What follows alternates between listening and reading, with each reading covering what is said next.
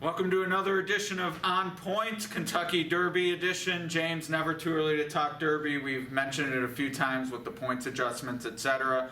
But in the wake of the Breeders Cup, the big news this week, Rick Porter says Songbird not Derby bound. What do you think?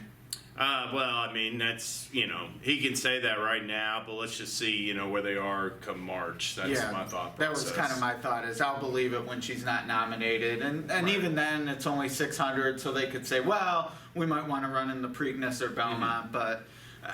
and look, I understand Colts are going to catch up. We probably maybe haven't seen the best Colt yet in a stakes race. But the fact is, the way she's looked so far this year, I don't know why you would just take it off the table like that. It really depends on what the 3-year-old male crop looks like, next year in my eyes. I mean, last year would have been easy to say, well, with the filly, we'll go to the Oaks because you had American Pharoah and Dorman and some horses.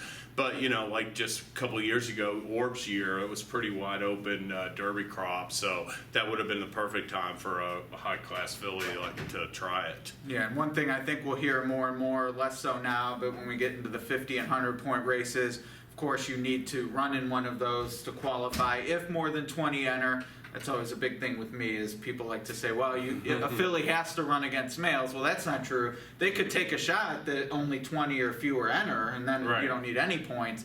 But given what's happened in recent years, that's unlikely. So to me, we're going to hear a lot about that. Do you agree that fillies should face males to earn points, or would you like to see a token 20 or 30 points, something like that, for winning the grade 1s leading up to the Oaks? I think they should face males. I mean, 100%. Yeah, I mean, I think, Winning Colors and some other, fillies have defeated males. So, yeah, I have no problem with that. Yeah, and my thinking is, since so many do want to enter the Derby, I mean, usually there's 25 to 30 within 1 or 2 weeks still pointing to the race.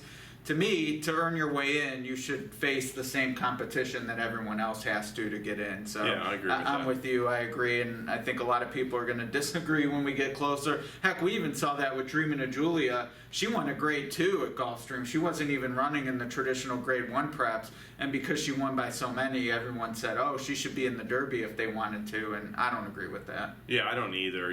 That was, she ran 3rd in the Oaks, so that sort of put that to rest in my eyes. Yeah, absolutely. All right, well, not too exciting since we actually agreed for once, but it is going to be a hot topic, so I'm sure we'll hear more about that. I haven't looked yet, but you mentioned it to me. You got a pick in the River City for anyone? Well, just looking forward to the Onus in the Miss Revere, the 3-year-old filly of Shugs. I mean, she's just going to be dynamite, it looks like, next year at age 4, and she'll be stepping up to face deeper competition, but it's not that tough a spot, so looking forward to seeing her run on Saturday. All right, yeah, and among that group, we're certainly looking for superstars, and they're going to be coming back. I'm a Chatterbox, Lovely Maria, Lady Eli, hopefully, if she recovers, but nothing wrong with adding another one to the mix, and on turf no less. So should be an exciting 2016, and we'll see if she comes through this week. All right, looking forward to next week. All right.